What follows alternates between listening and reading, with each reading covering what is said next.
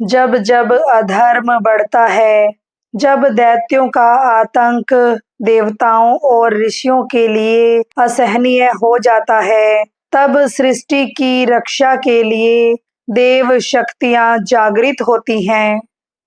एक समय ऐसा ही आया जब तीनों लोक भय और अंधकार से कांप उठे थे।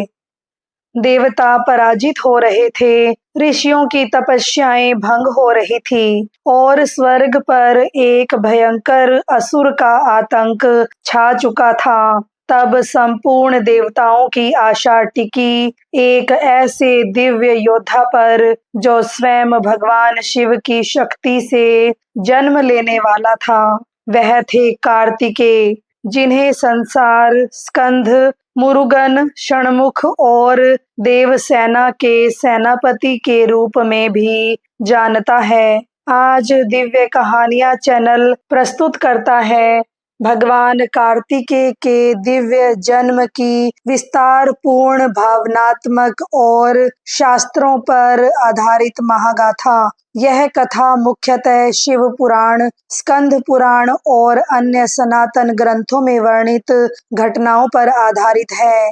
यदि आप ऐसी ही सत्य और दिव्य कथाएं सुनना पसंद करते हैं तो वीडियो को लाइक कीजिए और दिव्य कहानियां चैनल को सब्सक्राइब अवश्य कीजिए। अब आइए प्रवेश करते हैं भगवान कार्तिकेय के दिव्य अवतार की महागाथा में। प्राचीन काल में तारकासुर नामक एक अत्यंत शक्तिशाली असुर था। उसने कठोर तपस्या करके ब्रह्मा को प्रसन्न कर दिया। जब ब्रह्मा जी प्रकट हुए तो तारकासुर ने अमरता का वर मांगा, लेकिन ब्रह्मा जी बोले, जो जन्म लेता है उसकी मृत्यु निश्चित है।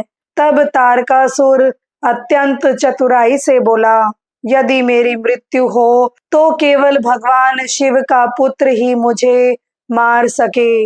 ब्रह्मा जी समझ गए कि यह वरदान अत्यंत खतरनाक सिद्ध हो सकता है, क्योंकि उस समय शिव गहन तपस्या में लीन थे और माता सती के देह त्याग के बाद संसार से विरक्त हो चुके थे। उन्हें विश्वास था कि शिव कभी विवाह नहीं करेंगे। ब्रह्मा ने वरदान दे दिया। वरदान प्राप्त करते ही तारकासुर का अहंकार बढ़ गया। उसने देवताओं पर आक्रमण प्रारंभ कर दिया। स्वर्गलोक कांप उठा, इंद्रासन डगमगाने लगा, ऋषियों के यज्ञ नष्ट किए जाने लगे, पृथ्वी पर भय फैल गया। देवता पराजित होकर इधर उधर छिपने लगे। तब सभी देवता विष्णु जी और ब्रह्मा जी के पास पहुंचे। देवताओं ने कहा, प्रभु, अब हमारी रक्षा कौन करेगा?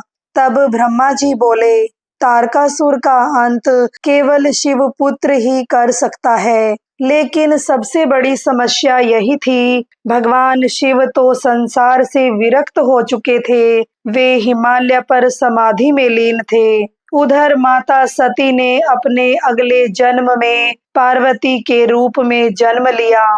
वे पर्वतराज हिमालय और माता मैना की पुत्री थी। बाल्यकाल से ही पार्वती के हृदय में भगवान शिव के प्रति गहरी भक्ति थी। ऋषियों ने भविष्यवाणी की, यही देवी आगे चलकर शिव की अर्धांगिनी बनेगी। जब माता पार्वती युवावस्था में पहुंची तो उन्होंने भगवान शिव को पति रूप में पाने का संकल्प लिया। उन्होंने कठोर तपस्या प्रारंभ कर दी। वर्षों तक वे केवल फल खाकर जीवित रही, फिर पत्तों पर आ गई और फिर एक समय ऐसा आया जब माता पार्वती ने पत्तों का भी त्याग कर दिया और अंत में केवल वायु पर जीवित रहने लगी। उनकी तपस्या से तीनों लोक प्रभावित हो उठे। देवता प्रसन्न हुए। देवताओं ने सोचा, यदि शिव समाधि से बाहर आए तभी विवाह संभव होगा। तब उन्होंने कामदेव को भेजा। कामदेव ने वसंत ऋतु का वातावरण बनाया। फूलों की सुगंध फैल गई, मंद पवन बहने लगी। फिर उन्होंने शिव पर पुष्प बाण चलाया। जैसे ही भगवान शिव की समाधि भंग हुई, उन्होंने अपनी तीसरी आंख खोल दी और तीसरा नेत्र खुलते ही भगवान शिव की आंखों से भयंकर अग्नि प्रज्वलित हुई। उस अग्नि से कामदेव तत्काल भस्म हो गए। पूरा वातावरण कांप उठा। देवता भयभीत हो गए, लेकिन माता पार्वती की भक्ति अडिग रही। अंततः भगवान शिव ने माता पार्वती की तपस्या और समर्पण को स्वीकार कर लिया। पूरा ब्रह्मांड आनंद से भर उठा। फिर हुआ शिव और पार्वती का दिव्य विवाह। देवता, ऋषि, गंधर्व और अप्सराएं उस दिव्य उत्सव में सम्मिलित हुए। भगवान शिव की बारात का वर्णन अद्भुत था।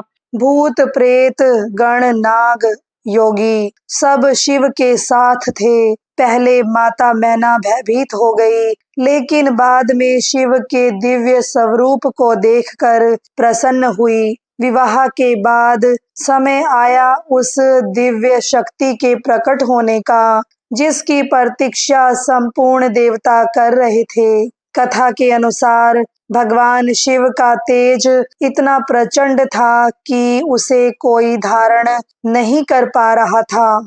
देवताओं के अनुरोध पर अग्निदेव ने उस तेज को धारण किया, लेकिन अग्निदेव भी उस तेज को अधिक समय तक संभाल नहीं सके।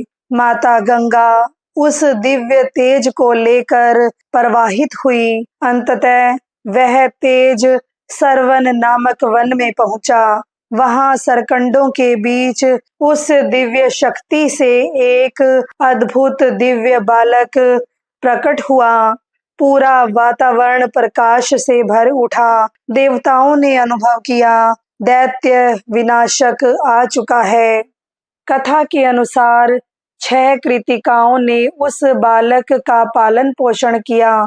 जब माता पार्वती ने बालक को देखा, तो उन्होंने उसे प्रेम से अपने हृदय से लगा लिया।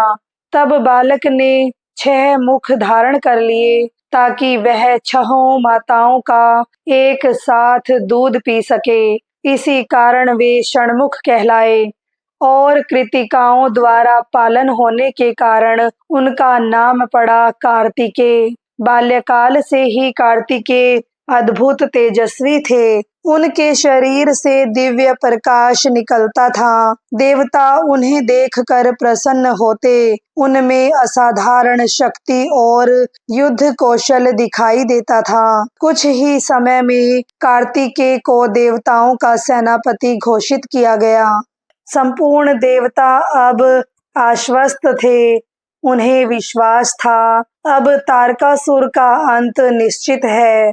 फिर वह समय आया जब देवताओं और असुरों के बीच भयंकर युद्ध प्रारंभ हुआ।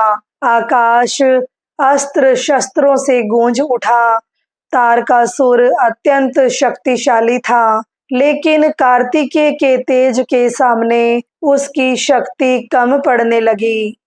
अंततः भगवान कार्तिकेय ने अपने दिव्य और शक्तिशाली अस्त्र से तारकासुर का वध कर दिया। तीनों लोकों में आनंद छा गया। देवताओं ने पुष्प वर्षा की। उस दिन से भगवान कार्तिकेय देवताओं के रक्षक, शौर्य के प्रतीक और दिव्य सेनापति कहलाए। दक्षिण भारत में उन्हें मुरुगन और सुब्रमण्य के नाम से अत्यंत श्रद्धा से पूजा जाता है। उनकी पूजा साहस, ज्ञान और विजय का प्रतीक मानी जाती है। प्रिय श्रोताओं, भगवान कार्तिकेय की यह दिव्य कथा हमें केवल एक देव युद्ध की कहानी नहीं सुनाती, बल्कि यह सिखाती है कि जब अधर्म बढ़ता है, तो ईश्वर स्वयं किसी न किसी रूप में धर्म की रक्षा के लिए प्रकट होते हैं। यह कथा हमें तपस्या, भक्ति, साहस और धर्म की रक्षा का संदेश देती है। यदि आपको यह दिव्य कथा पसंद आई हो, तो वीडियो को लाइक कीजिए, अधिक से अधिक लोगों तक शेयर कीजिए और दिव्य कहानियाँ चैनल को सब्सक्राइब अवश्य कीजिए ताकि ऐसी ही सनातन धर्म की सत्य, दिव्य और भावपूर्ण कथाएं आप तक निरंतर पहुंचती रहें। कमेंट में अवश्य लिखिए हर हर महादेव, जय श्री कार्तिकेय। फिर मिलेंगे एक नई दिव्य कथा के साथ। हर हर महादेव, जय श्री कार्तिकेय। धन्यवाद।